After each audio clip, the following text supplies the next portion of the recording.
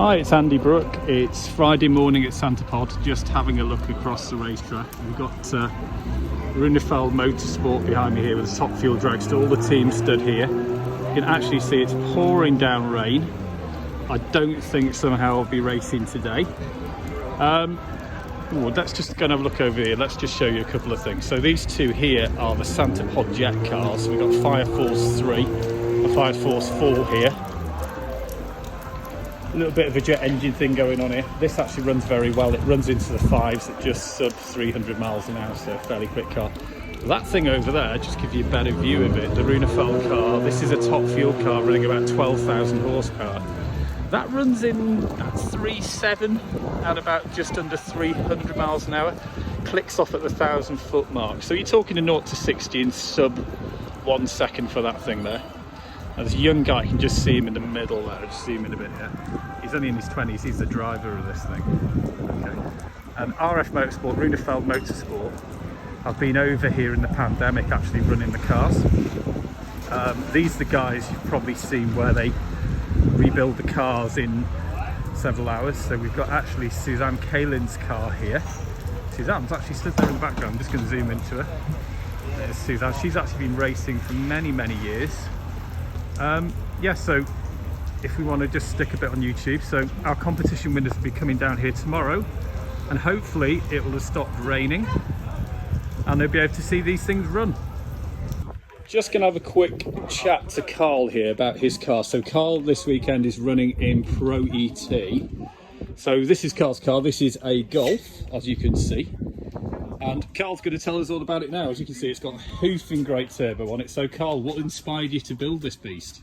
To be honest with you, I had the car sat in the garage, hadn't built anything silly. I was getting it older, and I decided to put a 180 in a Golf. Took it racing, got hooked, went a bigger turbo, a bigger turbo, a bigger turbo, now a bigger turbo. That is a, well, just describe the turbo here. I say mahoosive. Let's do a bit of scale. So I've got quite big hands, and there's the inlet. So what size are we talking there, impeller?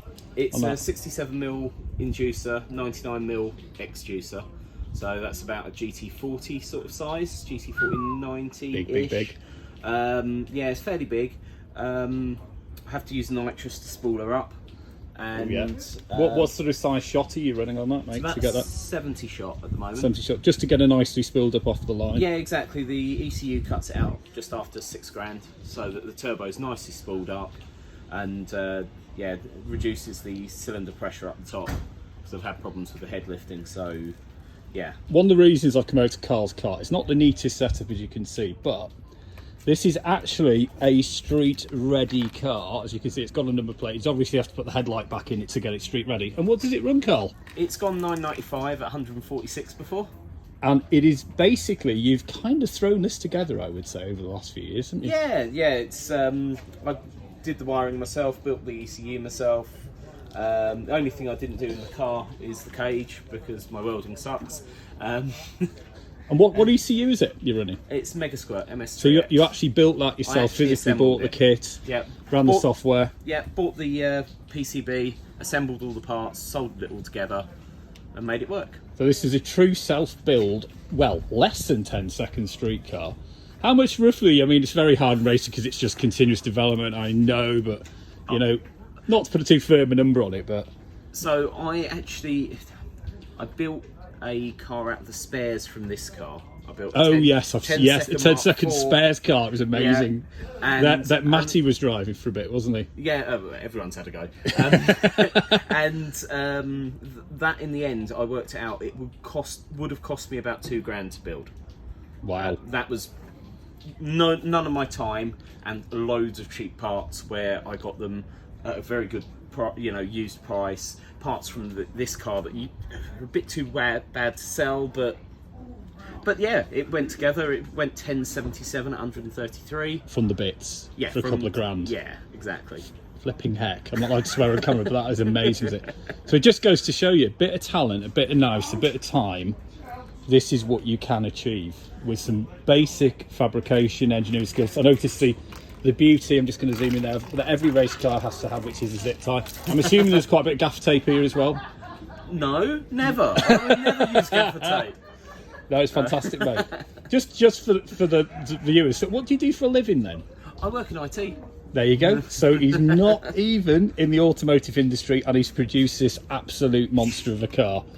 And I guess the failings, and I've seen this myself with this car, is really it's just transmission, isn't it? Really, it comes down to. Yeah, transmission. I've had some issues with the cam belt actually hitting the master cylinder. So That's engine mounted flying backwards. Yeah, exactly. Oh, I see. Yeah, I've just put a telltale on there so that if it wipes it off, right, okay. I can You see tell. it's burnt off the paint. Yeah, well, I've actually spaced the engine back out a little bit and moved a few things, but we'll see what it does. I did find a cracked front engine mount. And so are you I've running repaired it on petrol or E85? It's on E85 now. It normally runs a really reliable flex fuel sensor that failed this morning. So I take it you've just mapped that out then today and just so I've just going to run it. It was reporting no ethanol percentage. Yeah. So the car would start up and then just die. So I've just swapped out taken the sensor out and just manually added the extra fuel to the tables as a multiplier and added the extra timing. So it should run fine. Should be about where it needs to be. Right, thanks for your time, mate. Hopefully it's going to stop raining because it's pretty grim out here at the moment. Yeah. I know we can get on with it, and you can try and beat us. Actually, that's one of the aims, isn't it? We'll see. It'd be nice to qualify, wouldn't it? It would be. Thanks, mate. Cheers. Thanks, Carl. Cheers. If you're gonna plug it Carl, up, just for my YouTube bit. How's the weekend gone, mate? Awesome. What's that there? That's a chunker piston. Beautiful. It's like a little work of art. Yeah, a bit of case. I did have a bit of piston oil ring. Oh, oil control ring. Yeah. Oh yeah. This we've got an oil squirter. That goes, it goes underneath the piston off the block. Yeah. Hey, we can. It's like amateur archaeology, isn't it? Yeah, a little bit. I'm not sure what this is. I'm not sure what this is, but we'll put it back in. Oh dear. Yeah. Well, that's why I'm leaving it here for a minute. It's still dripping at me. Well, it did go really well up to this point. Yeah. If you just filter that oil, you can use it again. No.